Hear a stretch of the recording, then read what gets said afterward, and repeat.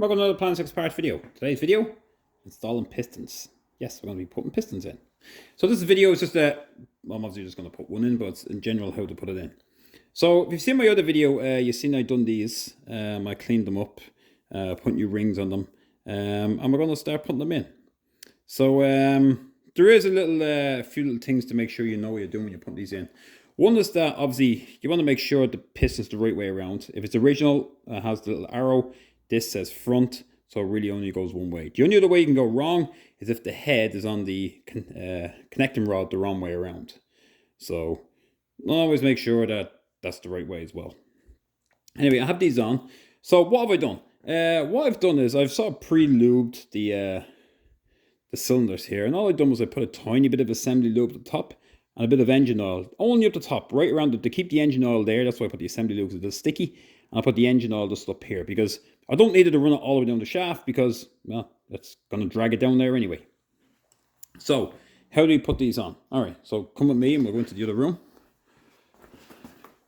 Don't mind the mess, I'm working on more engines. So, the only real good way of doing this, I normally do this with gloves on because it's a bit of a messy job. But, obviously, because for the camera, it's going to get awful filthy, so I can't. Alright, so what I'll do is I'll just wrap a cloth, and I just basically hold the piston in the vise. Just barely close, just enough to stop it moving. I just need to stop it moving. So, obviously what I want to do now is I want to make sure that the rings are in the correct position. If you see the video I have, they're meant to be offset, so I'm going to make sure they're in the right position. In this case, let me spin it around actually. It's easier when I can see the oil ring. So the oil ring, as I was saying, has to be one direction. The next two are going to be pretty much, the next one is here, one is here, one is here, one here. So you're looking at 4, 8, 2, and 10 really is where the gaps are going to be.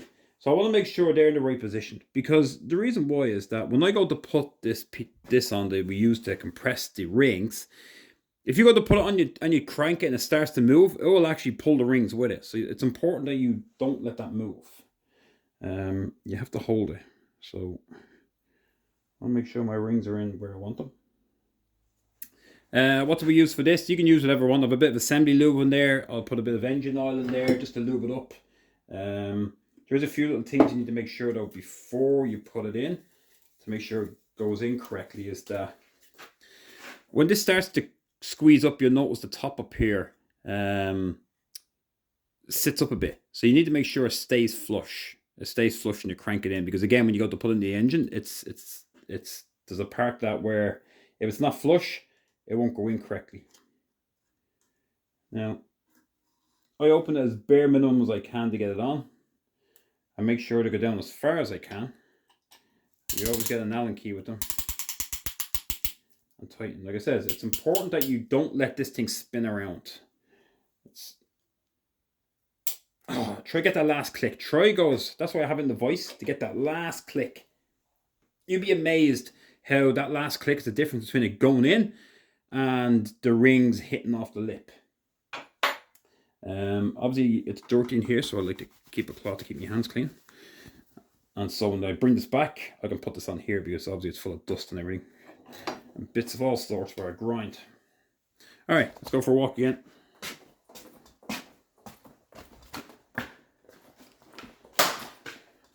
Alright, so I've put number 1 piston in. And what I'm going to do now, I'm going to put number 2 in. So let me drop the camera. Hopefully that's okay. Zoom in a bit if I can.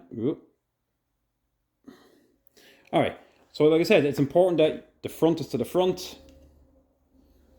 And when you place it down, obviously you want to place it down nice and easy. You don't want to be banging it on the way down. The piston itself will sit most of the way in, if there's a little gap at the bottom. Now, here's the next thing to remember.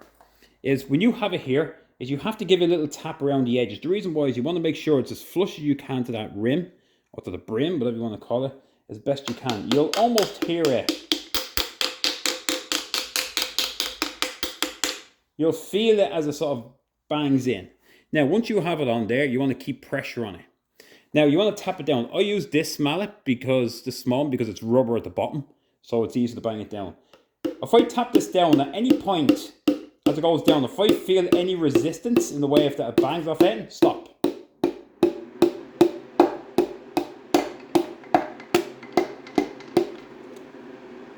Here we go.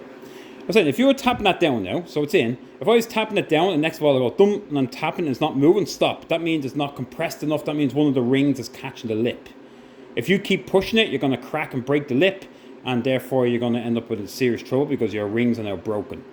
So it's important that when you go to tap it and send it down, that it goes down in one go. And if you hear it, you feel any resistance, like as you tap, like as you, like ding, ding, ding, it doesn't feel like it's going anywhere, then, like I said, it's important. Stop, flip the engine over, take it back out, reset it. Do not force these in.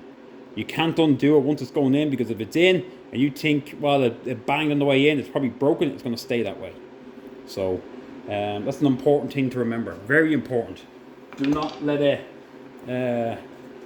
any resistance whatsoever. And again, that's important in how this sits in. So make sure you get it as tight as you can. You make sure you tap it down that this ring is expressed out. And you want to, it has to almost go in this lip. Almost has to go in for it to, for the rings to go all the way down. So, I know it's easier said than done. Like, is there a possibility it can go wrong? Oh, absolutely. But, like I said, if you don't tighten that enough, and you will put this down, I'll say it again. If you tap it down and you feel any sort of resistance where it stops and it feels like it's banging off something, just stop. Bring it back up and redo it. It's not worth it, otherwise you're going to break your rings. So that's basically it in a nutshell. So the other one thing I forgot to do and say is that when you're actually putting it in, you nearly left this part out. Make sure in your connecting rod you look at the number.